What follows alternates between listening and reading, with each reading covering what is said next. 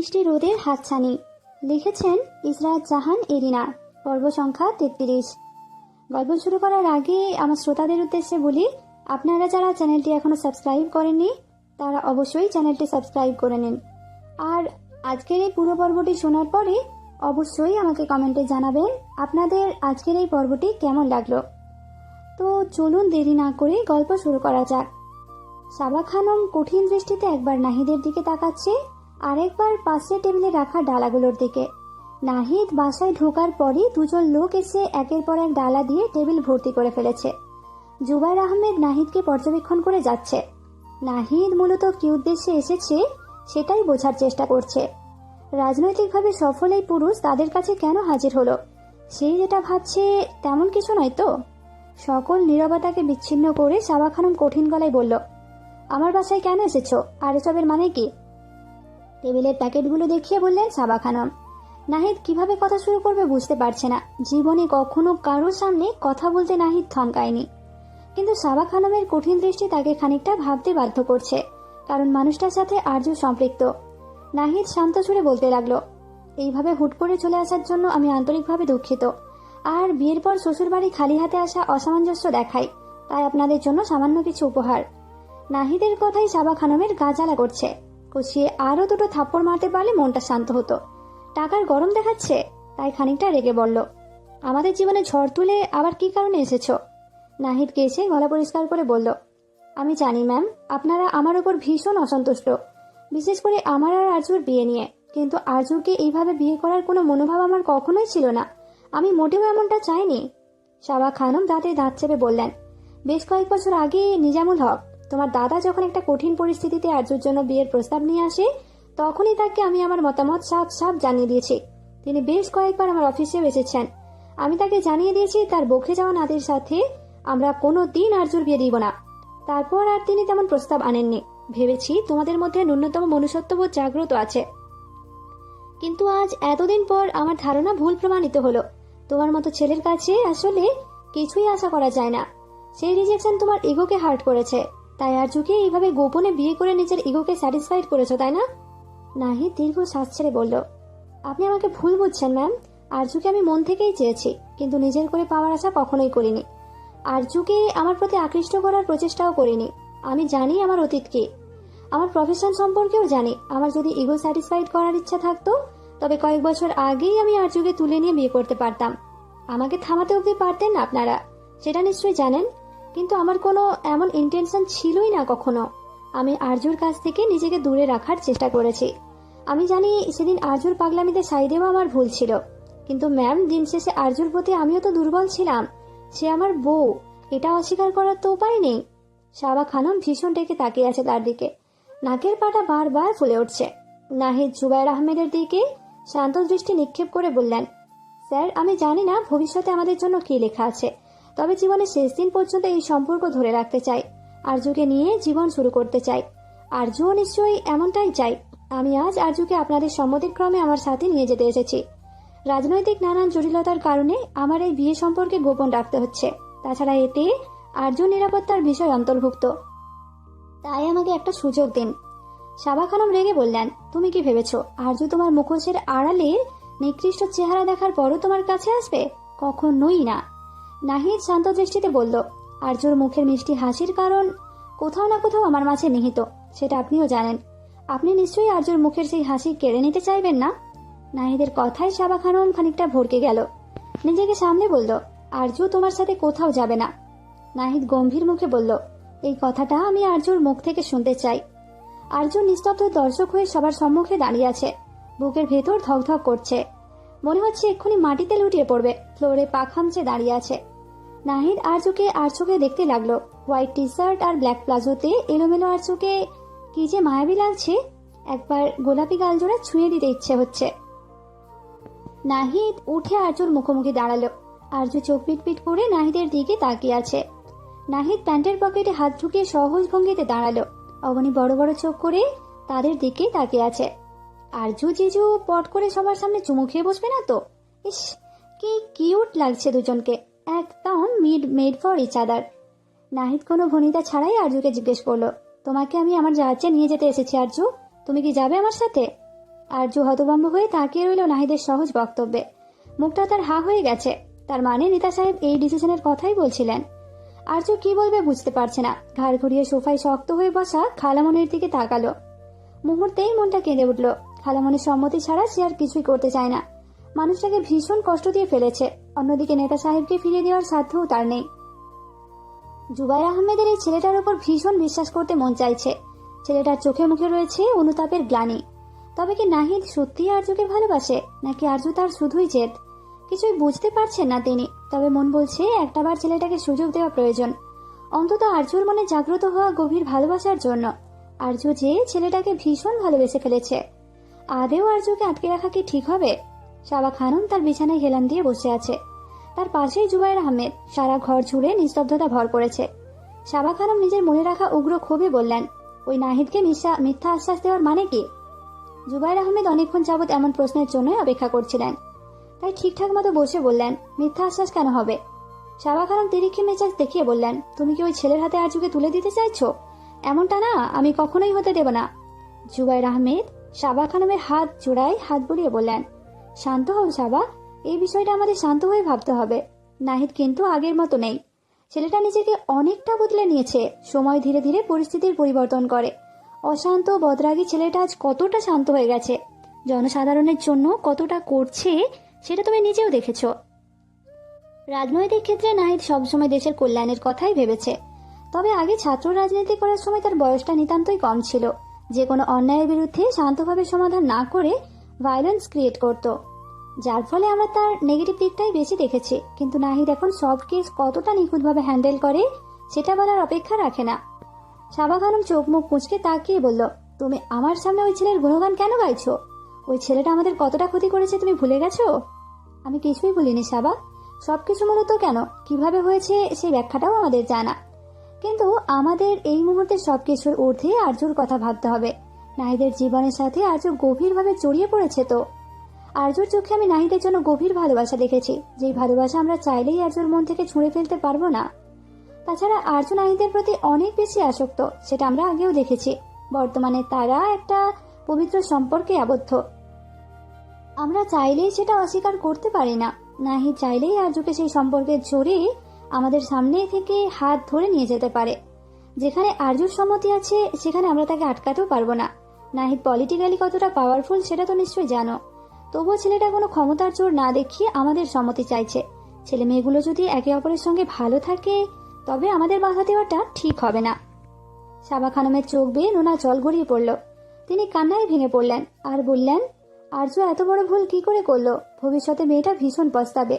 আমি এত চেষ্টা করেও কেন ওকে ফেরাতে পারলাম না? ওই ছেলেটার কাছ থেকে দূরে রাখার জন্য আমি ওকে কত শাসন করেছি, তবুও কেন মেয়েটা ওই ছেলের প্রতিই ঝুঁকে পড়ল? আরজুকে নিয়ে আমি এই ভয়টাই পেতাম। আবেগপ্রবণ এই মেয়েটা কখন কোন ভুল করে ফেলে, আমার ভয় সঠিক হয়ে গেল। আরজু কখনোই নাহিদের লাইফস্টাইলের সাথে খাপ খাওয়াতে পারবে না। আরজুর মতো আবেগপ্রবণ মেয়ে নাহিদের মতো কঠিন মানুষের সাথে কি করে থাকবে? সাবা, ওরা যদি একসাথে সুখে থাকতে পারে তবে আমাদের উচিত তাদের সুযোগ করে দেওয়া।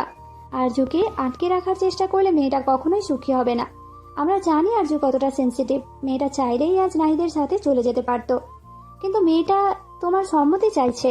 তুমি বুদ্ধিমতী, তাই জানো তোমার কি ডিসিশন নেওয়া উচিত। ঠিক তখনই তাদের রুমে নক করার শব্দ হলো। জুবাইর আহমেদ দেখলেন আরজু এসেছে। আরজু ধীর পায়ে এসে বিছানা ঘেঁষে ফ্লোরে বসে পড়ল। সাবা খানমের কোলে মাথা রেখে চুপ করে রইল। আরজু দু চোখ বেয়ে কয়েক ফোঁটা অশ্রু গড়িয়ে পড়ল।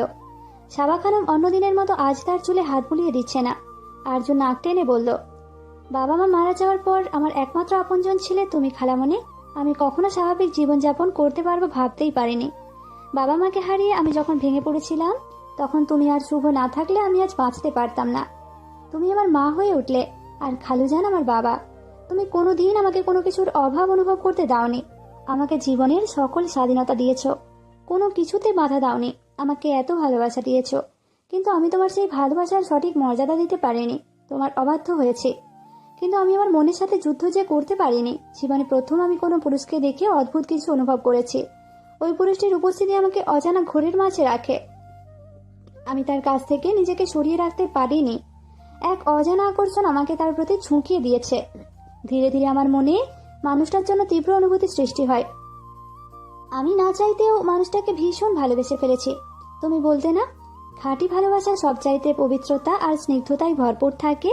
এই মানুষটাকে ভালোবেসে আমি ঠিক এমনটাই অনুভব করেছি। আমি জানি এইভাবে বিয়ে করে আমি তোমাকে ভীষণ কষ্ট দিয়েছি, আর এর কোনো ক্ষমাও হয় না।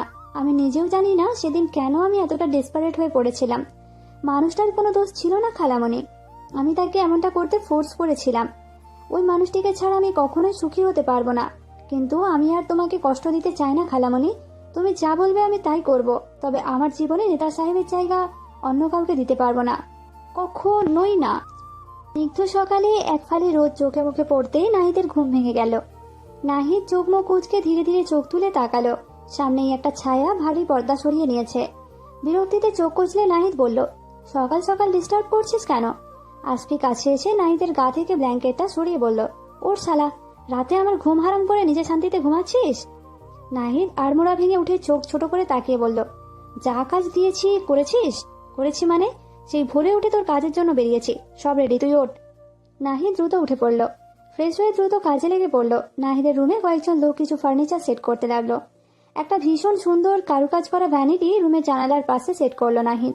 তার প্রিয়তমা এই স্থানে দাঁড়িয়ে যখন তৈরি হবে, দমকা হাওয়ার দল সেই পরী রেশমির ঘন চুলে হামলে পড়বে, আর পরী সেই হামলায় এলোমেলো হওয়া কেশ কোমল হাত দিয়ে ঠিক করার চেষ্টা করবে।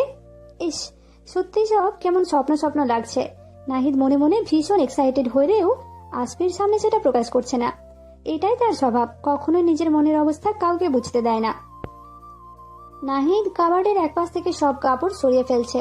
আসফি সেদিকে তাকিয়ে মুচকি হাসলো। অবশেষে এই রসকসহীন প্রাণী সেটেল হচ্ছে, এমনটাই তো চেয়ে এসেছে। নাহিদের এই খাপছাড়া জীবনে একটা শক্ত পিছুটান থাকুক, যার তাগিদে ছেলেটা ঘরমুখী হবে। কাজের মাঝে নিজেকে এতটাই ডুবিয়ে রেখেছে যে ঠিকমতো খাওয়া দাওয়া অব্দি করে না, নিজের যত্ন করে না। এবার একজন মানুষ আসছে যে এই মেয়রকে শাসন করবে। নাহিদ যতই নিজের অনুভূতি লুকিয়ে রাখুক, নিজেকে গম্ভীর আর অনুভূতি শূন্য প্রকাশ করুক না কেন, আরজুর ব্যাপার আসলেই ছেলেটা দুর্বল হয়ে পড়ে। এতগুলো বছর পর নিজের অনুভূতি থেকে পালিয়ে বেরিয়েছে, কিন্তু আজ এই ছেলেটির চোখে মুখে সুখের আভাস ছড়িয়ে পড়েছে। চাইলেও এটা আসফির সামনে লুকাতে পারবে না। নাহিদ নিজ হাতেই রুমটাকে গুছিয়ে নিচ্ছে। আসফির দিকে চোখ পড়তেই দেখলো সে মুচকি হাসছে। নাহিদ কাজে মনোযোগ দিয়ে বলল, বেকুবের মতো হাসছিস কেন? দেখছি আর কি, মেয়র নিবরাস নাহিদকে প্রেমিক হিসেবে দুর্দান্ত লাগছে।